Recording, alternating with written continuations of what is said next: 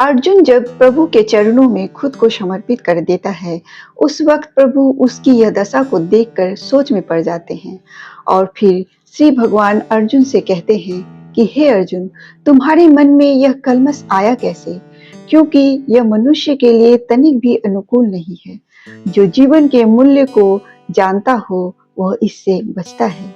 ऐसी सोच से उच्च लोक की नहीं अपितु अबजस की प्राप्ति होती है। श्रीमद् भगवद गीता में श्री कृष्ण तथा भगवान अभिन्न हैं, अतः श्री कृष्ण को संपूर्ण गीता में भगवान ही कहा गया है। भगवान परम सत्य की पराकाष्ठा है। परमात्मा या भगवान का अंतर्यामी रूप जो समस्त जीवों के हृदय में विराजमान है, वे श्री भगवान श्री कृष्ण हैं। नमस्कार, मैं सरिता प्रसाद आप सभी का अपने चैनल पर स्वागत करती हूँ। तो आइए सुनते हैं अध्याय 2 श्लोक संख्या 2 को काव्य के रूप में।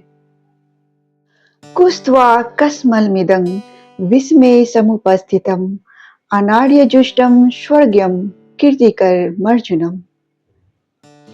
प्रभु अर्जुन से कहते हैं कि हे अर्जुन, क्या तुझ में समाया?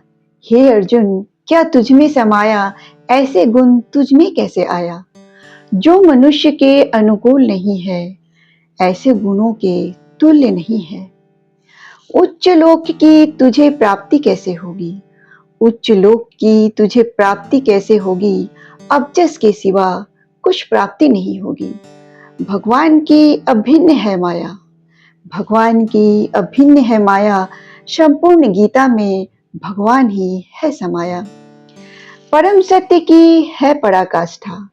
परम सत्य की है पराकाष्ठा। परम बोध ज्ञान की है 3 अवस्था। ब्रह्म चेतना निर्विशेष सर्वव्यापी है। परमात्मा अंतर्यामी स्वरूपी है। समस्त जीवों के हृदय में विराजित है। भगवान या श्री भगवान श्री कृष्ण आसित है। तत्त्व विदस्त्वन् यज्ञं मध्वं ब्रह्मेति परमात्मेति भगवानिति शब्दधे। प्रभु जो है वे परम सत्य के ज्ञाता हैं।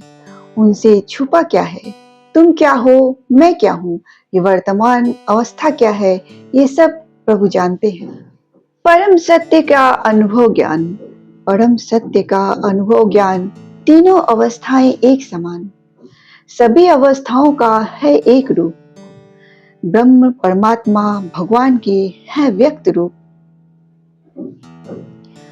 भगवान क्या है, उनका स्वरूप क्या है, आइए जानते हैं। तू सूर्य है। तू सूर्य है, सभी तेरे अध्ययन करता है। जो नौसिखिया है वो तेरे प्रकाश का अध्ययन करता है। जो आगे है सत्य को समझता है।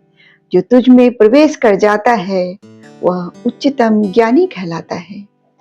नौसिखिया तेरे विश्वव्यापी रूप से, निर्विशेष प्रकृति के अखंड तेज से, दिव्य ज्ञान से तुष्ट हो जाता है। ब्रह्म रूप को समझना, उस अवस्था को प्राप्त करना जिसने तेरे सूर्य रूपी गोले को जाना, वह व्यक्ति का है ज्ञानी बन जाना। प्रभु कहते हैं कि हे मनुष्य, जो मेरे अंदर प्रवेश कर जाता है वह परम सत्य के साक्षात स्वरूप का अनुभव करता है। जिसने मेरे भगवान स्वरूप का साक्षात्कार किया है उसका इस जग से उद्धार हुआ है। प्रभु क्या है, इनका आकार स्वरूप क्या है, आइए जानते हैं। हे प्रभु, तुम सर्वोच्च हो, अध्यात्मवादी हो।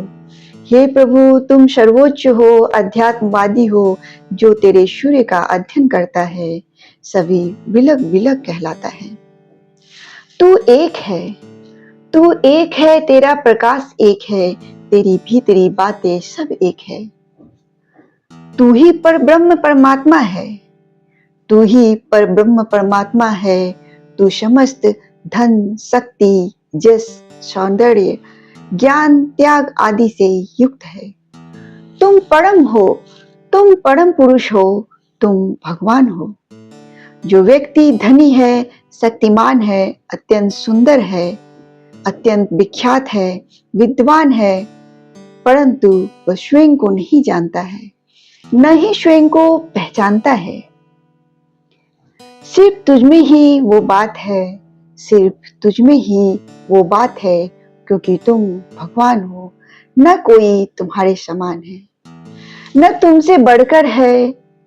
तुम आदि हो, अनंत हो, स्वामी हो, भगवान हो, गोविंद रूप हो, समस्त कारणों में परम कारण हो। ईश्वरः परमा कृष्ण सच्चिदानंद विग्रह अनादिरादि गोविंद सर्व कारण कारणम।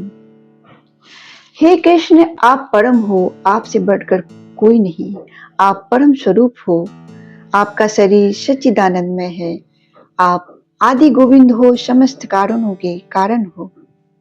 एते चासन कला पुंसः कृष्णस्तु भगवान स्वयं इंद्रारिस्याकुलम लोकनं मृदयन्ति युगे युगे।